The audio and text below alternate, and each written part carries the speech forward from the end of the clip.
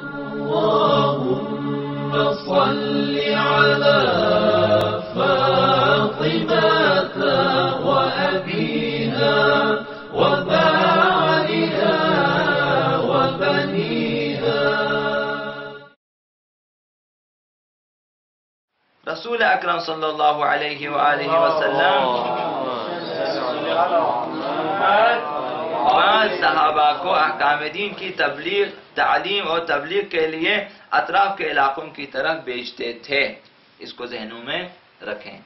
یہاں سے جو تقلید کی بنیاد سمجھ میں آ جاتی ہے. پیغمبر اسلام خود اپنے بعض اصحاب کو اطراف میں علاقوں میں تبلیغ دین کے لیے اور تعلیم دین کے لیے روانہ فرماتے تھے. وعلیکم السلام.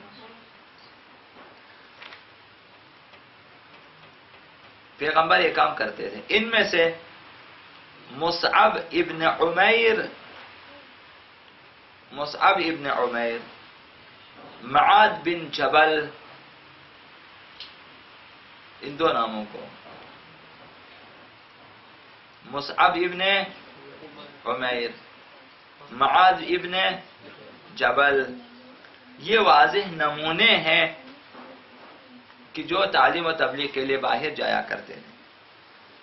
حضور صلی اللہ علیہ وآلہ وسلم فرماتے تھے، اس دن بھی فرماتے تھے اور اب بھی پیغمبر اسلام کا فرمان اپنی جگہ قائم ہے. کیا فرماتے تھے؟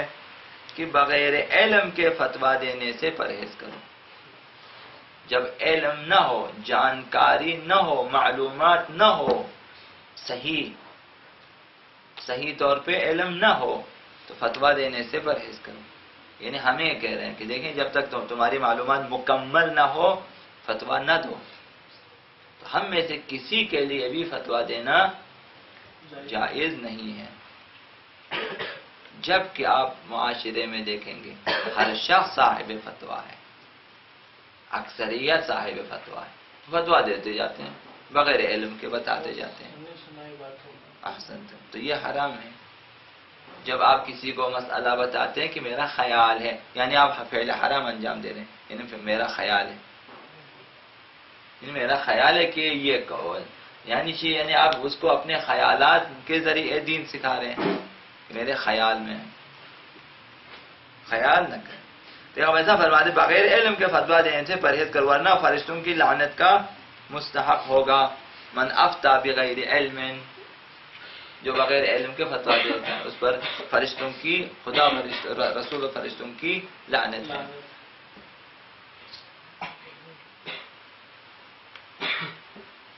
اس حکم سے واضح ہو جاتا ہے کہ مفتی یعنی احسن، اور فقیہ یعنی جو فقہ کا علم جانتا ہے اور ماہر ہے، فقیہ، مفتی اور فقیہ کی طرف سے فتویٰ دینا اور لوگوں کا ان کی پیروی اور تقلید کرنا رسول اکرم کے زمانے میں بھی رائج تھا.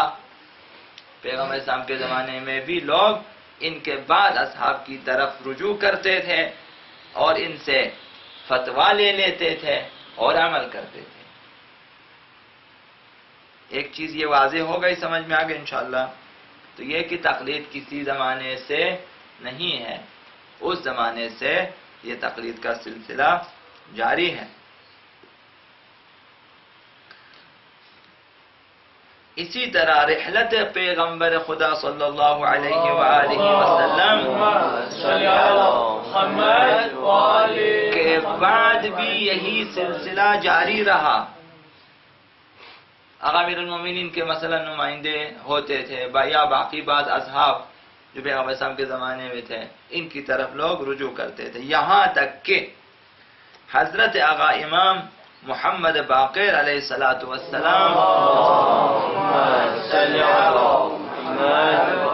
اور حضرت آقا امام جعفر الصادق علیہ السلام کے دور میں یہ کام مزید شدت اختیار کر گیا.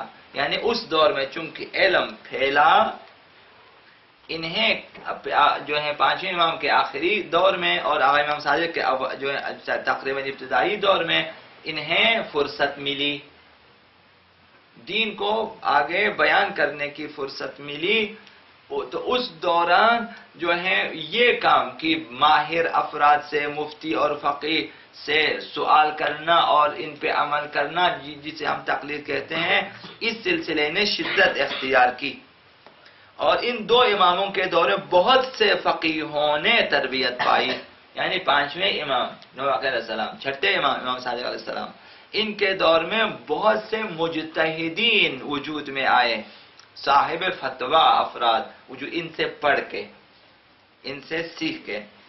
مورخین لکھتے ہیں کہ امام صادق علیہ السلام کے 4000 شاگرد تھے، یہ جو ہیں فخر شیعہ ہیں، کسی امام کے دور میں ایسے نہ تھے، یہ صرف امام صادق کے اس دور میں تمام تر سختیوں کے باوجود 4000 شاگرد، وہ بھی شاگرد جن کو کہنا چاہیے شاگرد امام معصوم، نہ ہمارے یہاں کے جو ہیں مولویوں کے شاگرد، نہ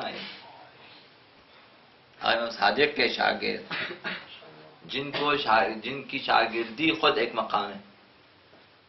باقی ائمہ فخر کرتے تھے کہ ہم نے 4 سال شاگرد کیے، 4 سال ان کے بعد درس پڑھا ہے، ہم تو 20 سال قوم میں پڑھ کے آتے ہیں کچھ، ٹھیک ہے نا، وہ 4 سال پہ فخر کرتے تھے، مثلا 2 سال پہ فخر کرتے تھے کہ 2 سال امام صادق کے پاس ہم نے علم حاصل کیا۔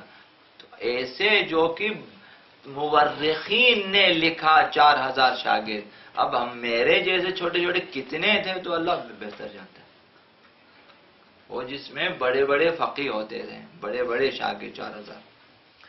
تو تاریخ نے یہ کہ 4000 شاگرد تھے جو مختلف علاقوں سے اس علمی مرکز میں آئے تھے، احکام کی تبلیغ اور احیاء دین کے لیے یہ فقہا مختلف شہروں کی طرف روانہ ہو گئے۔ بہت سارے لوگ جو الہی معارف اور احکام کے پیاسے تھے،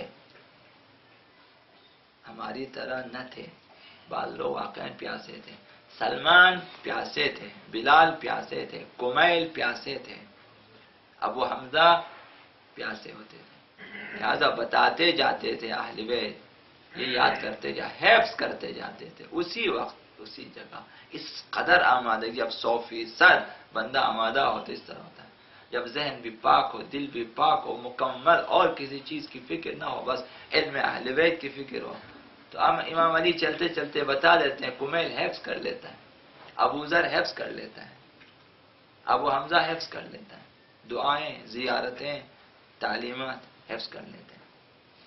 تو ایسے تھے احکام دین اور جو ہے احیاء دین کے لیے فقہا مختلف شہروں کے میں روانہ ہو گئے، اور بہت سے لوگ جو الہی معارف اور احکام کے پیاسے تھے، دور دراز علاقوں میں زندگی گزارتے تھے، اہل بیت اطہار تک ان کی بلا واسطہ رسائی نہ تھی، اسے ضرور ذہن میں رکھیں، دور دراز علاقوں میں رہنے والے اہل بیت کے علوم کے پیاسے جن کی رسائی نہ تھی براہ راست اہل بیت کی طرف، ان تک رسائی نہ تھی، انہوں نے ان کی طرف رجوع کیا کہ جو علمی مرکز علمی اہل بیت، یعنی امام صادق اور امام باقر علیہ السلام کی شاگرد جو ہے، یہاں سے اس مرکز سے یہ لوگ دور دراز علاقوں میں گئے، یہ لوگ ان کی طرف رجوع کرتے تھے، رجوع کیا اور وہ اپنے مسائل ان سے پوچھتے تھے، اور علم ائمہ اطہار کے بحر بے کراں سے سیراب ہوتے تھے، یہ لوگ ہزاروں احادیث کے حافظ ہوتے تھے، قال امام صادق، قال امام باقر، اس طرح بتاتے تھے کہ امام باقر یہ فرما، تو علوم ان کے سینوں میں ہوتے تھے، وہ بھی پیور، خالص، کسی چیز کی ملاوٹ نہ تھی، سیدھا امام کے کی جو ہے زبان مبارک سے سنا، حفظ کیا اور آگے پہنچا دیا، صرف ایک واسطہ تھا۔ ہم تو کتنے واسطوں سے آ کر اہل بیت کے علوم تک ہم پہنچ جاتے ہیں، کتنے واسطوں سے، وہ خود ایک واسطہ تھا، ادھر سے سیکھا، وہ ایک واسطے، یہ بلا واسطہ اہل بیت سے سیکھتے تھے اور وہ صرف ایک واسطے سے. اس حوالے سے وہ لوگ خوش قسمت تھے.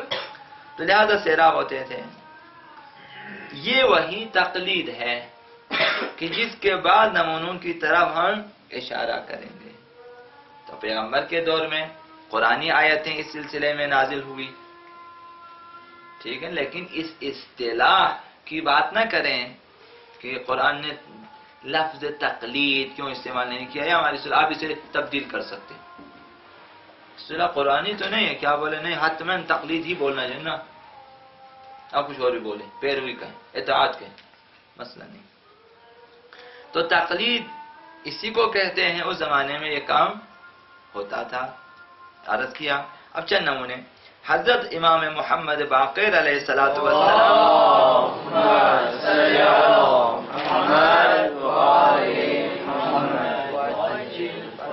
یہی ایک عرض کروں گا چونکہ یہ پھر طولانی ہے، کل پھر باقی عرض کروں. یہاں تک آپ ذہن میں رکھیں کہ ائمہ اطہار کے دور میں چھٹے امام کے دور تک جو ہے یہ تقلید کا اس طرح کا سلسلہ تھا. چند نمونے، ایک نمونہ ابھی ہم عرض کر دیتے ہیں. حضرت آقا باقر علیہ السلام ابان بن تغلب سے ارشاد فرماتے ہیں اجلس فی مسجد المدینہ. پانچویں امام، اسے ضرور ذہن میں رکھیں اسی ترجمے کو کہ مسجد مدینہ میں بیٹھ جاؤ، وفد الناس، لوگوں کو فتوا دو، فإنی احب، میں پسند کرتا ہوں، ان ارا فی شیعتی مثلک، میں چاہتا ہوں کہ میرے شیعوں میں تمہارے جیسے لوگ ہوں. سن لیا؟ آپ مدینہ کی مسجد میں بیٹھیں، باقاعدہ فتوا دینے کا حکم ائمہ اطہار کی طرف سے. ابان بن تغلب یا تغلب جو بھی ہے،